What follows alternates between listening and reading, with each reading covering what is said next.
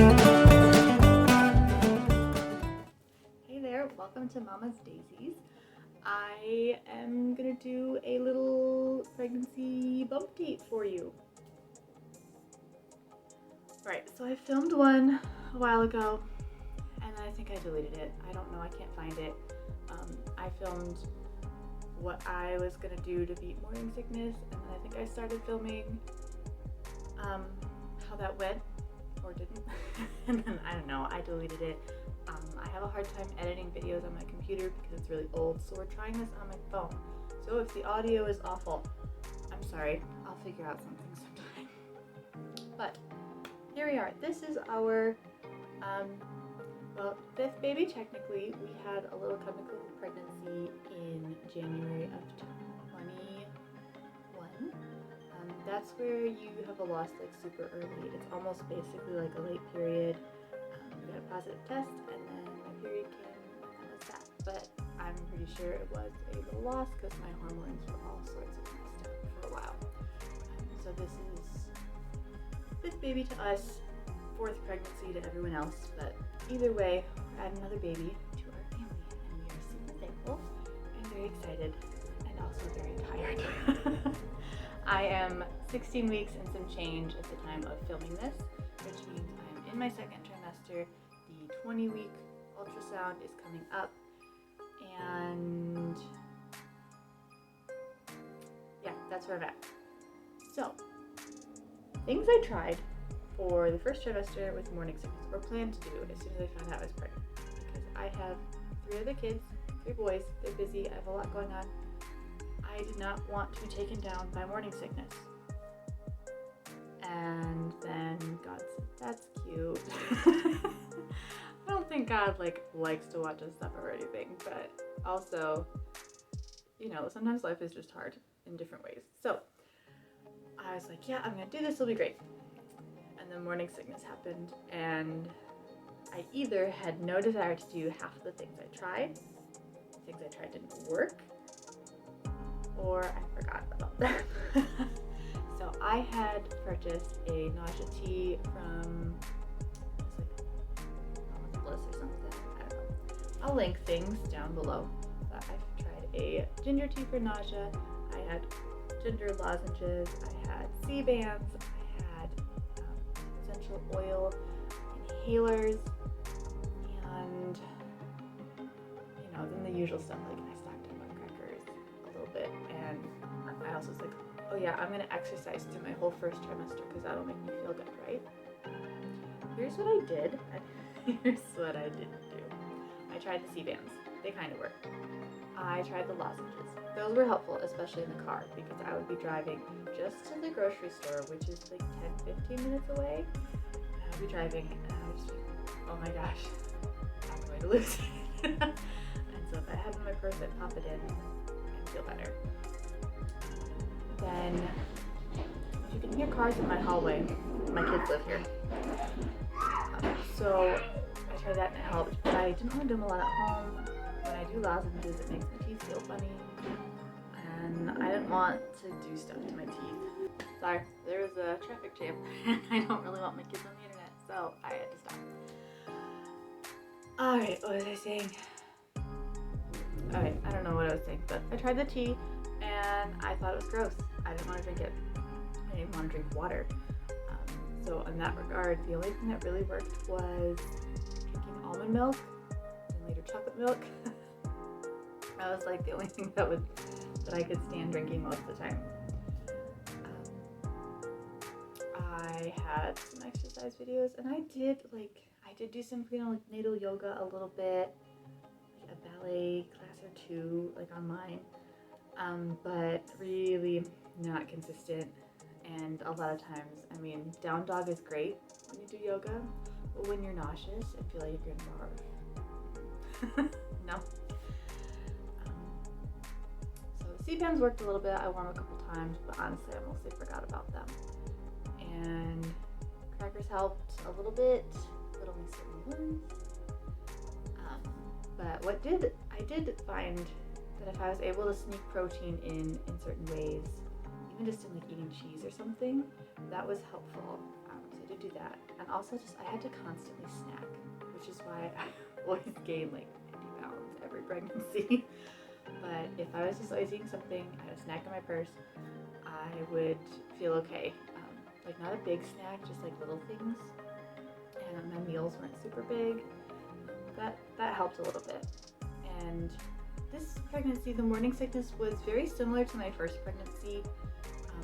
Like I felt fine when I first found out.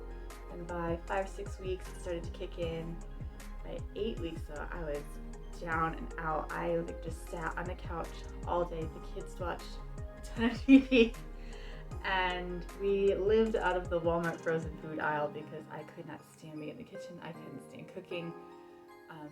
Like the thought of making bread was just too much. Like I wanted to open a wrapper and put it in the microwave or the oven and call it good, which is mostly what we did. I think the most cooking I did was pasta or mac and cheese. I was able to eat mac and cheese. That has been a staple in every single pregnancy. But 8 weeks, it was real bad. 9 weeks got better. 10 weeks got pretty good. 11 weeks is good, but then like 12 and 13 weeks again, I was like, oh, gross. And I still kind of feel nauseous like in the evenings, or when I go to bed if I like lay down flat on my back for a while and then try and roll my side. I'm like, oh, I can't do it. But I don't know. It's just part of growing a baby for a lot of us.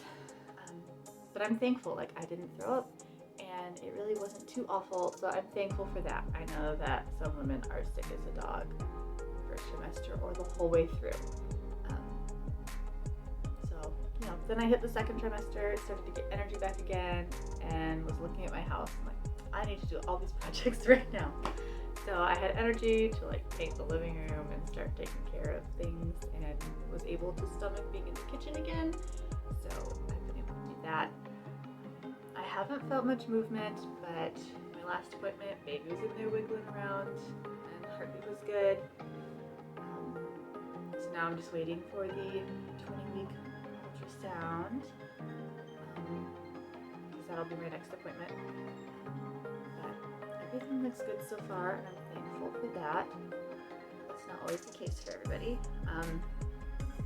So there's not a lot to update on. It's still early in my second trimester, and frankly, my pregnancies thus far have been pretty boring. It's postpartum. That is a trip for me. But something new with this pregnancy that we didn't do before, we actually interviewed a home birth midwife and explored home birth. We met her. She was pretty great. She's also in budget. And there's like a lot of good things, but my husband and I had talked about it. He's always a little more pro hospital birth. He's just more comfortable with that. I have been interested in home birth, didn't feel super comfortable with it until after my last birth because I did it without an epidural, and so I was like, okay, I can do this.